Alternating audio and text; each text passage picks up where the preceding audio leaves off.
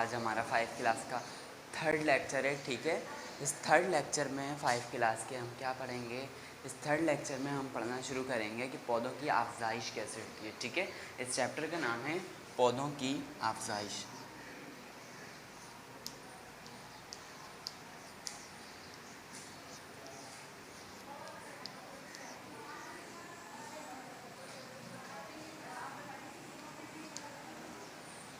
पौधों की अफजाइश यानी रिप्रोडक्शन इन प्लांट्स।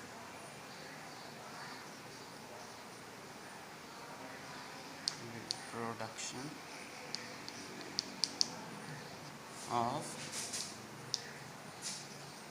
प्लांट्स। देखें बच्चों, अफजाइश का अमल जो है वो क्या कहलाता है, अफजाइश नस्ल जो है, इसको रिप्रोडक्शन भी कहते हैं इंग्लिश में, ठीक है। ये कोई भी जानदार इसलिए करता है ताकि वो अपने किस्म के नए जानदार बना सके, यानी कि एक जानदार का अपने किस्म के नए जानदार बनाना और अपनी तादाद को, अपनी नस्ल को दुनिया में बरकरार रखना, इस अमल को हम क्या कहते हैं, रिप्रोडक्शन कहते हैं, अफजाइश कहते हैं, ठीक है। तो अब हम पौधों की अफजाइश के बारे में पढ़ना शुरू करते हैं। पौधों की अफजाइश।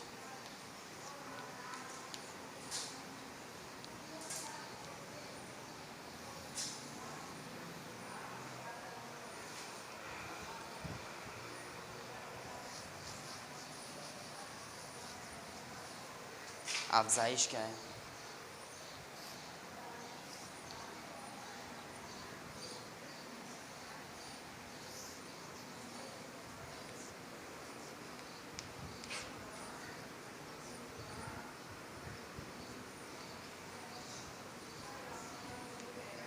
अफजाइश नस्ल, ठीक है।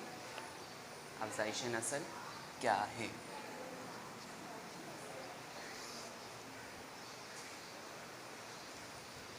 अपनी तरह के दूसरे जानदारों का पैदा होना, सही है, या पैदा करना, सही है। जानदार दुनिया में अपनी नस्ल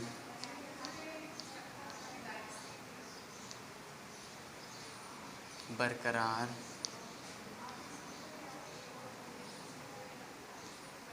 रखने के लिए अपनी तादाद में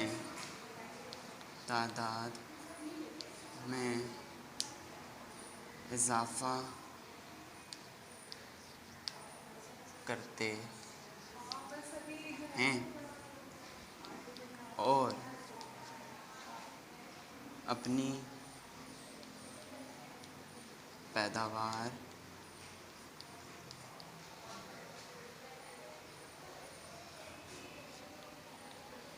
बढ़ाते हैं।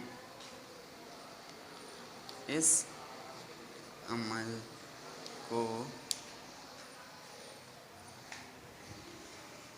अफजाइश नस्ल या फिर रिप्रोडक्शन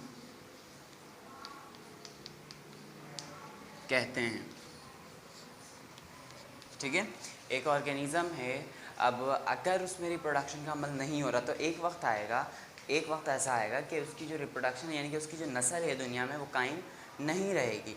तो एक जानदार की नस्ल को कायम रखने के लिए, यानी कि एक जानदार को अपनी नस्ल को कायम रखने के लिए, दुनिया में हमेशा रहने के लिए उसको इस अमल को अपनाना पड़ता है, यानी कि उसमें रिप्रोडक्शन होनी चाहिए।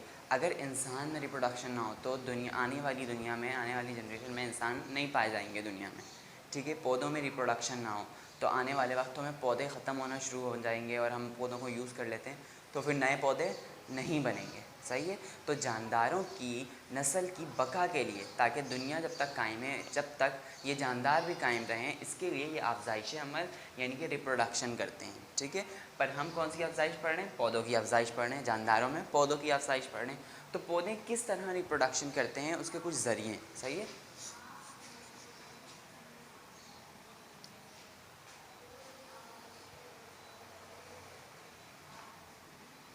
पौधों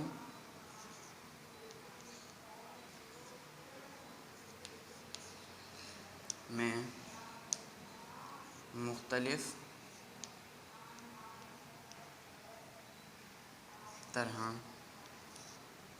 से होने वाली अफ़ज़ाइश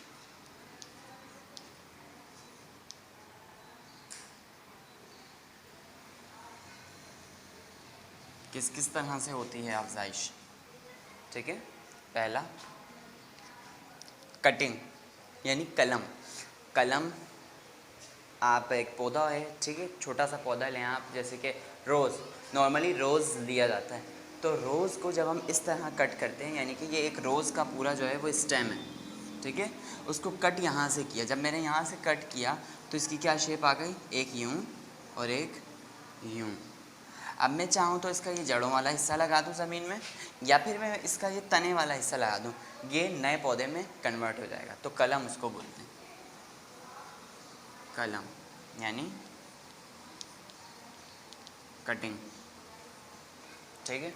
दूसरा आ जाता है पत्ते, यानी कि पौधों में पत्ते के ज़रिए भी रिप्रोडक्शन होती है, लीव्स। तीसरा आ जाता है स्पोर्स,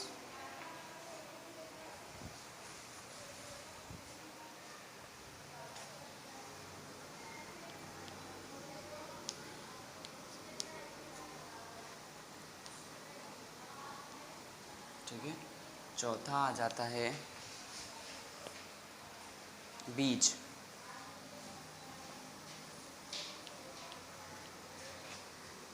यानी सीड, ठीक है।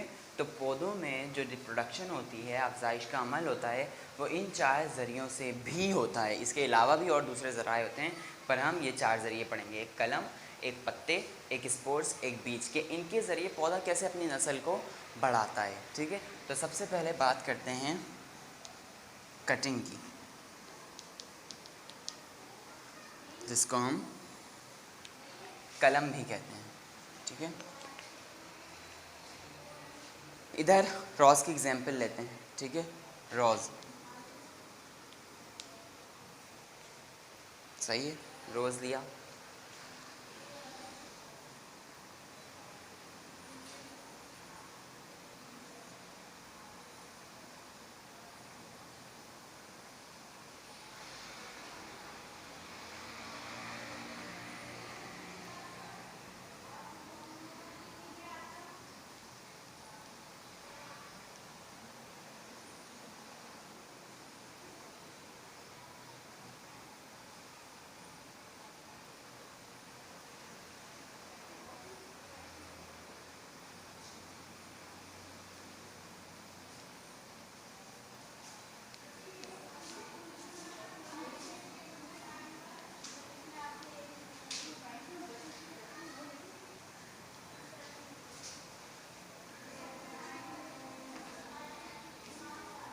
एक रोज़ का प्लांट है, ठीक है, उसको आप कहीं से भी कट करते हो, आपने कट किया, कट करने के बाद जो हिस्सा आप इस रोज़ के प्लांट का लेते हो, समझ लो ये रोज़ का स्टेम है, ठीक है, ये रूट्स हैं, ये स्टेम है, ऐसी है।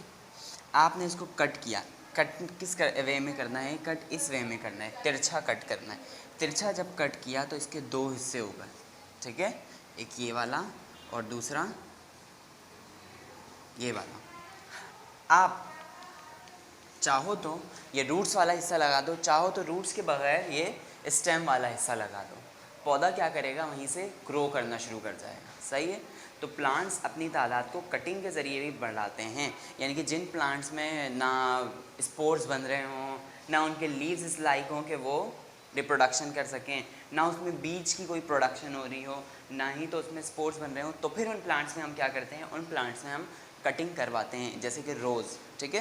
रोज़ की इधर वैलिड एग्जांपल है जिसमें हम कटिंग का प्रोसेस आम तौर पर कर रहे होते हैं, ठीक है। रोज़ को कट किया,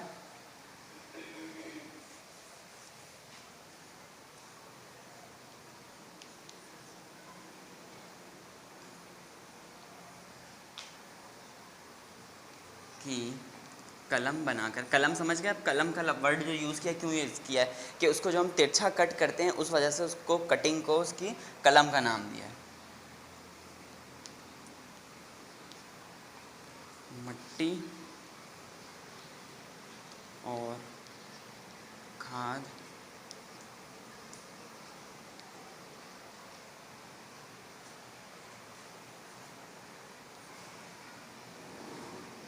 मुहैया करने से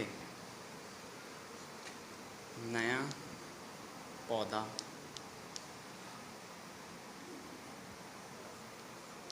उगने लगता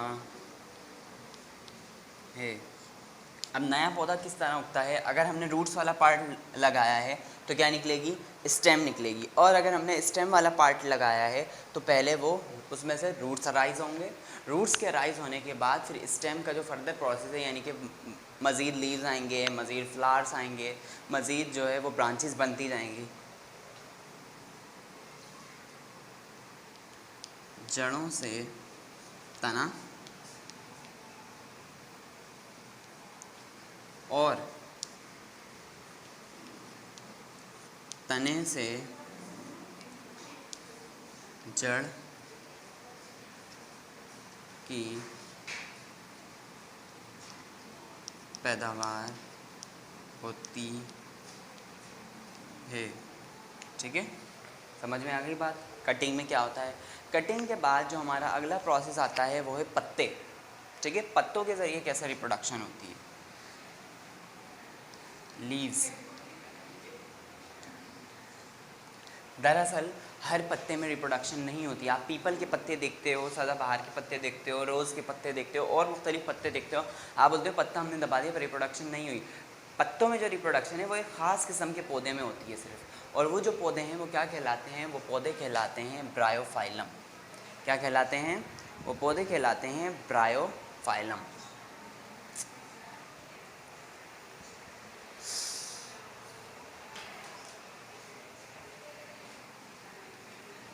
ब्रायोफिलम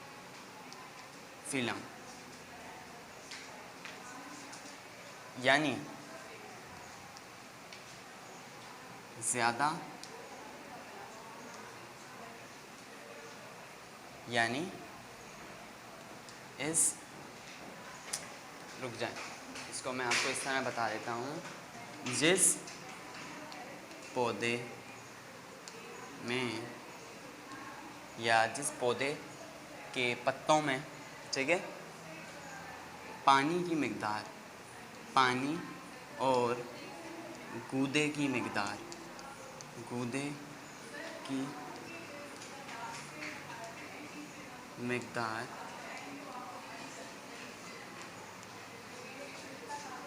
ज़्यादा होती है,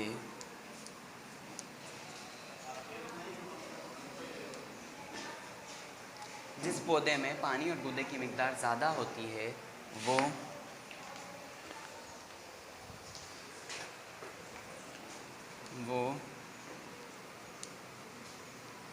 ब्रायोफिलम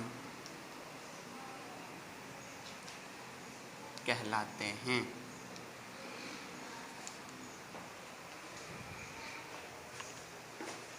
ठीक है, ब्रायोफिलम कहलाते हैं।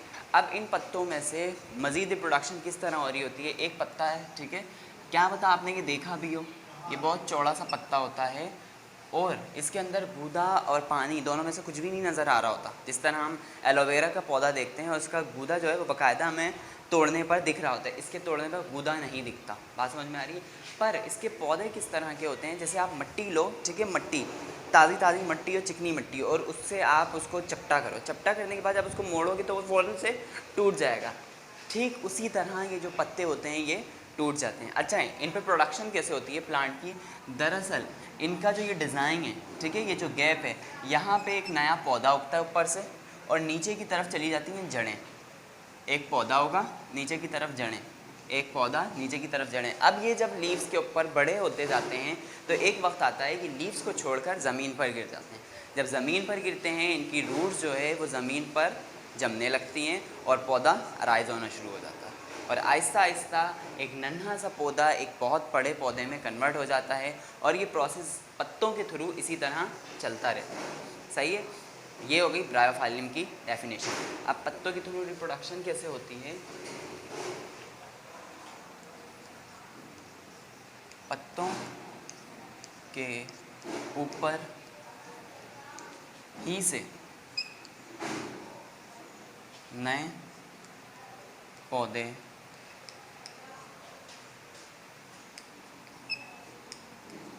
उगने लगते हैं। ठीक है, और ये भी बात इधर इन्होंने बता दी कि ये प्रोसेस सिर्फ किस प्लांट में हो रहा होता है। ये प्रोसेस सिर्फ और सिर्फ ब्रायोफाइलम में हो रहा होता है। ठीक है, बाकी प्लांट्स में नहीं होता। रोजेस में आपने नहीं देखा होगा, सदाबहार में नहीं देखा होगा, पीपल के पौधे जो होते हैं नहीं देखा, उसमें कीकड़ का जो दरख्त होता है उसमें नहीं देखा। यानी कि ये जो कुछ पौधे हैं ये सिर्फ कुछ मुख्तसर पौधे में होता है जिनको हम क्या बोलते हैं, जिनको हम ब्रायोफिलम कहते हैं। सही है, समझ में आ गई लीव्स के ज़रिए कैसे रिप्रोडक्शन होती है। अब चलते हैं स्पोर्स के ज़रिए। ठीक है, स्पोर्ट्स के ज़रिए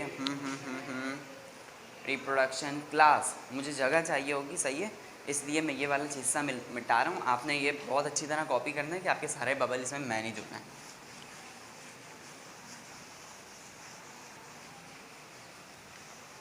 तो हम चलते हैं अब स्पोर्ट्स की तरफ।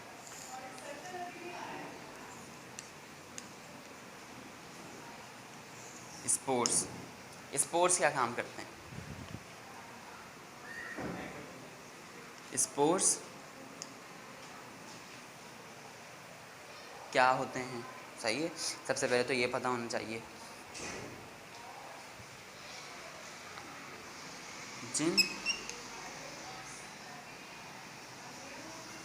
जिन पौधों में बीज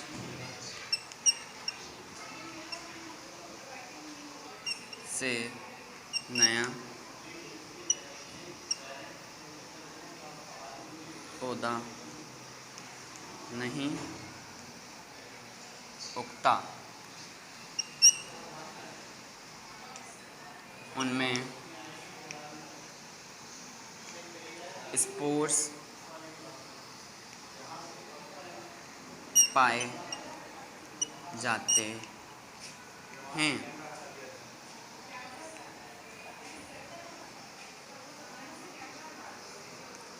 अब स्पोर्स की पोजीशन क्या होती है प्लांट के ऊपर? या तो ये पत्तों के नीचे होते हैं। ठीक है, प्लांट्स के ऊपर जो स्पोर्स हैं या तो ये पत्तों के नीचे होते हैं, यानी कि आपको ज़ाहिरी तौर पे पत्ते नज़र आ रहे हैं, पर उसके नीचे ये स्पोर्स होते हैं छोटे छोटे और बाकायदा ये पैकेट्स में बंद होते हैं। या फिर ये पौधे के एक हिस्से कैप्सूल में पैक होते हैं।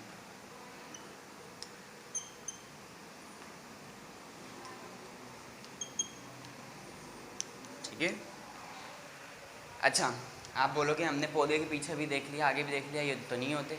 तो भाई ये हर पौधे में नहीं हो रहा था। जिस तरह लीव से प्रोडक्शन हर पौधे में नहीं, सिर्फ ब्रायोफाइलम में होती है, इसी तरह स्पोर्स की जो प्रोडक्शन है वो सिर्फ उन पौधों में होती है जिसमें कोई सीड नहीं उगता, जिसके लीव्स इस लायक नहीं होते कि वो उसमें से नया पौधा अराइज कर सकें। ठीक है, जिस पौधे में कलम भी ना बनाई जा सके, तो उस किस्म के पौधों में स्पोर्स की प्रोडक्शन होती है और स्पोर्स के ज़रिए नया पौधा उगता है। इधर आपको एग्जाम्पल दी हुई है इन्होंने फर्न की। ठीक है, फर्न की एग्जाम्पल दी हुई है। फर्न जो है आपको इधर पिक्चर भी दिख रही होगी फर्न की, पेज नंबर 7 पर। ठीक है, ये जो नीम के पत्तों नुमा वाला जो पत्ता है जो कि ऊपर से बिल्कुल ग्रीन है, बट उसके नीचे वाला हिस्सा इन्होंने अगले डायग्राम में दिखाया, उसमें आपको छोटे छोटे बर्ड्स दिख रहे हैं। ठीक है, उन बर्ड्स के अंदर बहुत ज़्यादा तादाद में ये स्पोर्स मौजूद हैं। सही है, स्पोर्स कैसे होते हैं? स्पोर्स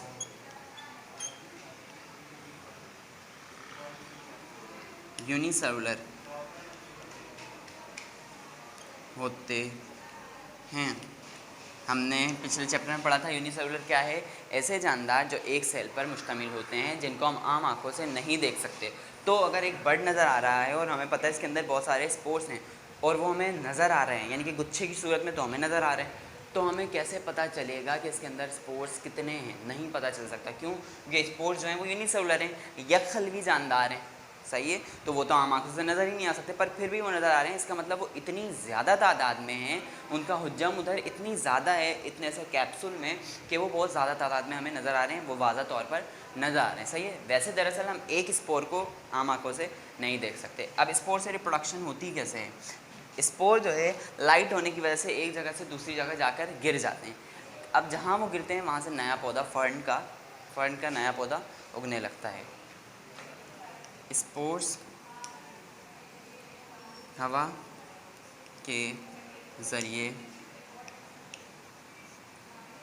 ज़मीन पर गिरते हैं और नया पौधा वहीं से बनने लगता है। ठीक है, स्पोर्स हवा के ज़रिए ज़मीन पर गिरे, सही है, नया पौधा वहीं से उगने लगा। ये है हमारा स्पोर्स और ये है स्पोर्स के ज़रिए होने वाली रिप्रोडक्शन। स्पोर्स समझ में आ गया, कटिंग समझ में आ गया, लीफ समझ में आ गया। अब एक लास्ट बचा है बीज के ज़रिए, जो आप खुद पढ़ेंगे। ये बात याद रखें, बीज के ज़रिए आप छोटी क्लास से बच के पढ़ते हुए आ रहे हैं। बीज होता है, फिर उसमें छोटा सा पौधा निकलता है, वो छोटा सा पौधा कन्वर्ट होता है बड़े से पौधे में, बड़ा पौधा फिर आहिस्ता आहिस्ता दरख्त बन जाता है। तो ये किस तरह होता है? एक पैराग्राफ है पेज नंबर 7 पर, लास्ट पैराग्राफ, सही है, बीज के ज़रिए पैराग्राफ की हेडिंग है। वो पैराग्राफ आपने पढ़ के आना है और उसमें से मैं कुछ क्वेश्चंस दूंगा, उन क्वेश्चंस के आंसर भी लिखने हैं। दरअसल बीज के ज़रिए कैसे रिप्रोडक्शन होती है? बीज असल में जिन प्लांट्स में फ्रूट्स उगते हैं उनके अंदर क्या होता है? बीज। दरअसल फ्रूट्स का उगना प्लांट का मकसद नहीं होता, बल्कि प्लांट का मकसद होता है उस बीज को उगाना जिससे नए मज़ीद पौधे बन सकें। तो फ्रूट्स और वेजिटेबल्स जो हम खाते हैं वो दरअसल सीड की प्रोटेक्शन के लिए बनाए जाते हैं। सही है, प्लांट उन फ्रूट्स को, उन वेजिटेबल्स को जिनके अंदर बीज हैं, उनका जो गूदा है जो हम खाते हैं, उनको बीज की हिफाजत के लिए बनाते हैं ताकि बीज जो है वो महफूज रहे। सही है, और जब उसको मौका मिले वो जाए ज़मीन में दबे और फिर वहीं से नया पौधा बनने लगे। मौका मिलने से मुराद हम ही दबाएंगे, पर उसके लिए उसका महफूज रहना ज़रूरी है। सही है, अगर वो शुरू से ही बाहर रहेगा और गिर जाएगा और गिरने की वजह से कोई चढ़ जाता है या हवा से कहीं उड़ जाता है और डैमेज हो जाता है तो ख़राब हो जाएगा। तो दरअसल जो फल है वो बीज की हिफाजत करने का काम कर रहे हैं। सही है, जिसकी वजह से क्या होता है? बीज महफूज रहता है और जैसे ही हम उसको दबाते हैं उसमें से क्या होता है? नया पौधा उगने लगता है। अब पौधे के क्या क्या प्रोसेस हैं वो इंशाल्लाह हम अगले लेक्चर में पढ़ेंगे। अब चलते हैं क्लास वर्क की तरफ। ठीक है, बीज आज सबने पढ़ना है। पेज नंबर 7 का जो लास्ट पैराग्राफ है उसमें बीज को बहुत अच्छे तरीके से डिस्क्राइब किया गया है।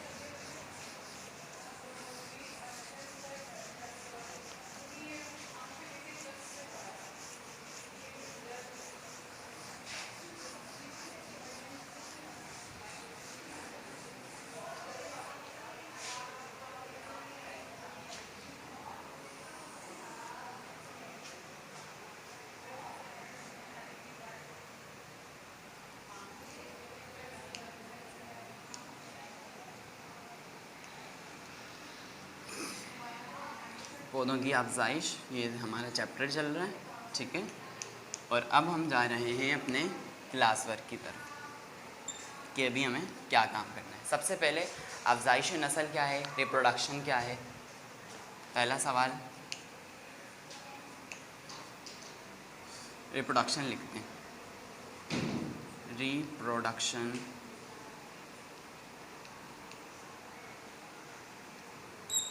क्या है?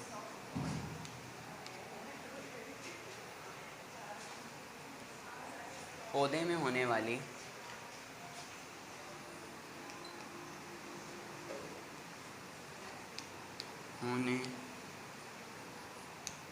वाली मुख्तलिफ अफजाइश के नाम लिखें। ठीक है, पौधे में मुख्तलिफ़ किस्म की अफजाइश हमने अभी पढ़ी है। आपने सबसे पहले रिप्रोडक्शन की डेफिनेशन लिखनी है, जो आपको उसकी हेल्प मिल जाएगी पेज नंबर 6 से। ठीक है, पेज नंबर 6 के पहले पैराग्राफ में आपको अफजाइश नस्ल, जिसको रिप्रोडक्शन इंग्लिश में कहते हैं, ठीक है, उसकी डेफिनेशन, उसकी तारीफ बहुत अच्छी मिल जाएगी। उसके अलावा पौधे में जो मुख्तलिफ़ किस्म की रिप्रोडक्शन हो रही होती है, अफजाइश हो रही होती है, आपने इधर उसके सिर्फ नाम लिखने हैं। नाम कौन कौन से हैं? पहला है कटिंग, यानी कलम, कलम के ज़रिए किस तरह रिप्रोडक्शन होती है, सिर्फ नाम लिखना है, कलम। और उसके बाद आ जाता है लीव्स, पत्ते। उसके बाद आ जाता है स्पोर्स, दैन सीड्स। सिर्फ नाम लिखा और रिप्रोडक्शन की डेफिनेशन लिख दी, ये काम हो गया है। वीडियो को रोकें फ़ौरन और फिर पेज नंबर 6 की हेल्प लेते हुए रिप्रोडक्शन की डेफिनेशन लिखें और अफजाइश के 4 नाम लिख दें। बात समझ में आ गई? अब चलते हैं अगले सवाल की तरफ। अगले सवाल में क्या करना है हमें?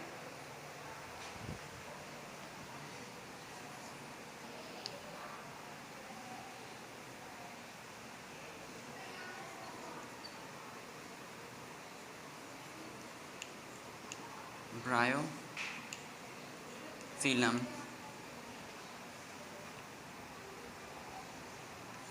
कौन से पौधे होते हैं?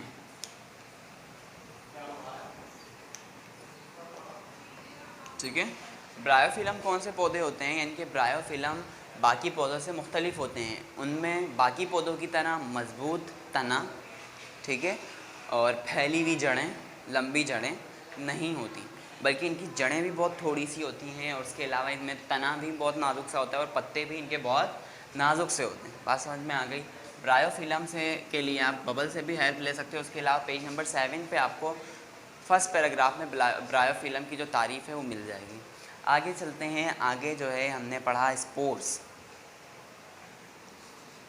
स्पोर्स के बारे में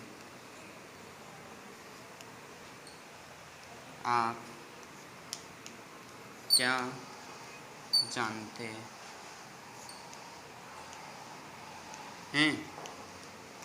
स्पोर्ट्स के बारे में हमने सबसे ज़्यादा पॉइंट्स पढ़े, सही है। तो पेज नंबर 7 से आप हेल्प लेते हुए स्पोर्ट्स को बयान भी कर सकते हो और उसके अलावा आप बबल से भी हेल्प ले सकते हो, पर बबल से सिर्फ हेल्प ही लेना है, बबल को छापना नहीं है, सही है। जबकि जो पेज नंबर 7 पे स्पोर्ट्स का पूरा पैराग्राफ मौजूद है, वहाँ से आपको मज़ीद बहुत सारे पॉइंट्स मिल जाएंगे। आप कोशिश करो वहाँ से लो पॉइंट्स, ठीक है। अब चलते हैं होमवर्क की तरफ। हर क्वेश्चन पे आप कोशिश करो, वीडियो को पॉज करो, उसी टाइम क्वेश्चन उतारो और आंसर कंप्लीट करके फिर अगले क्वेश्चन पे जाओ।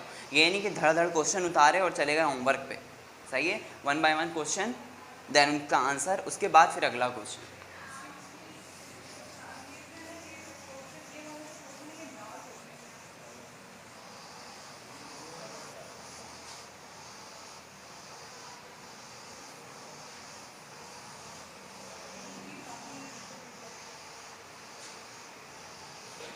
होमवर्क, बीज के जरिए होने वाली अफजाइश बयान करें।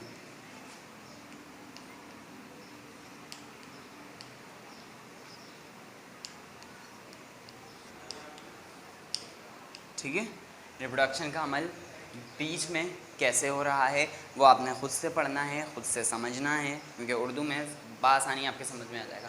और इस क्वेश्चन का आंसर लिखना है, सही है। बात समझ में आ गई? उसके अलावा हर अफजाइश की दो मिसालें लिखें। हमने 4 अफजाइशें पढ़ी, कौन कौन सी? कलम यानी कटिंग, लीव्स यानी पत्तों के ज़रिए कैसे रिप्रोडक्शन होती है, उसके अलावा स्पोर्ट्स के ज़रिए कैसे होती है, और उसके अलावा बीज के ज़रिए कैसे होती है। अब किन प्लांट्स में बीज के ज़रिए होती है, उन 2 प्लांट्स के नाम लिखने हैं। किन प्लांट्स में कलम के ज़रिए होती है, यानी कि स्टेम को हम कट करके उसको लगाकर नया पौधा उगा सकते हैं, उन 2 प्लांट्स के नाम लिखने हैं। किन प्लांट्स में लीफ के ज़रिए, यानी कि कौन कौन से ब्रायोफाइलम में और मज़ीद प्लांट हैं जिनमें लीफ के ज़रिए ही रिप्रोडक्शन हो जाती है, आपने उनके नाम लिखने हैं। उसके अलावा स्पोर्स, फर्न के अलावा और किन किन पौधों में मौजूद है, ऐसे 2 पौधों के नाम लिखने हैं। एक आप फर्नी लिख दें, एक दूसरा नाम आपने ढूंढना है, ठीक है। ये आपका होमवर्क है। Thank you students.